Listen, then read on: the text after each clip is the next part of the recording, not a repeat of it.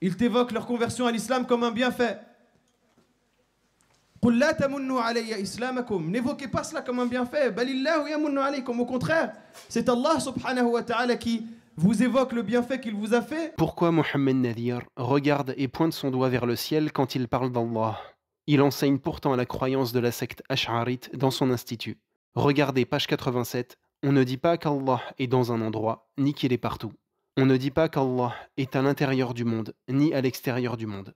Page 88, concernant la parole d'Allah, Ar-Rahmanu ala al-arsh istawa, le miséricordieux s'est élevé au-dessus du trône. Nous renvoyons le sens à Allah. Mais pourquoi Mohammed Nadir regarde et pointe son doigt vers le ciel quand il parle d'Allah? Parce qu'il sait au fond de lui qu'Allah est au-dessus du ciel, de toute la création. C'est plus fort que lui. Il le sait de par la saine nature sur laquelle Allah l'a créé, et il ne pourra jamais se débarrasser de cette saine nature. Allah Azza wa Jal dit فَأَقِمْ وَجْهَكَ لِلدِّينِ حَنِيفًا فِطْرَةَ اللَّهِ الَّتِي فَطَرَ النَّاسَ عَلَيْهَا لَا تَبْدِيلَ لِخَلْقِ اللَّهِ. Attache-toi donc avec constance en restant pur monothéiste à la religion qui est la saine nature sur laquelle Allah a créé les hommes. Pas de changement à la création d'Allah. Et les preuves qu'Allah est au-dessus de sa création sont nombreuses. Allah mentionna à 6 fois dans le Coran ثُمَّ اسْتَوَى عَلَى الْعَرْشِ. Puis, il s'est élevé au-dessus du trône. Dans le Sahih de l'imam Muslim, le prophète Muhammad sallallahu alayhi wa sallam interrogea une servante de Muawiyah ibn al-Hakam radiyallahu anhu et lui dit « Où est Allah ?» Elle dit « Au-dessus du ciel ».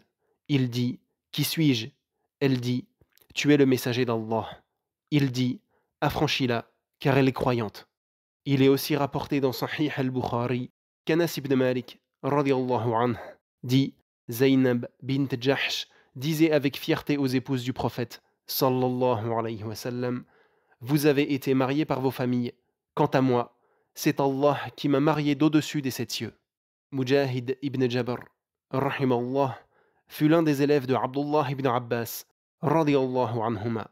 Il dit concernant le verset « Istawa ala al-arsh » que cela signifie « ala ala al-arsh » qui veut dire « Il s'est élevé au-dessus du trône ».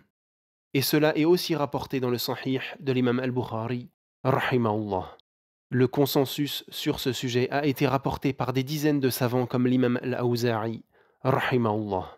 Il dit « Nous disions alors que les suiveurs des compagnons étaient nombreux, Allah, à lui la supériorité et la majesté, est au-dessus de son trône. » L'imam Abu Amr al-Talamanki, rahimahullah, a dit « Les gens de la Sunna sont unanimes sur le fait qu'Allah, exalté soit-il, s'est véritablement élevé au-dessus du trône et que cela n'est pas une métaphore. » Pour plus d'informations, rendez-vous sur YouTube.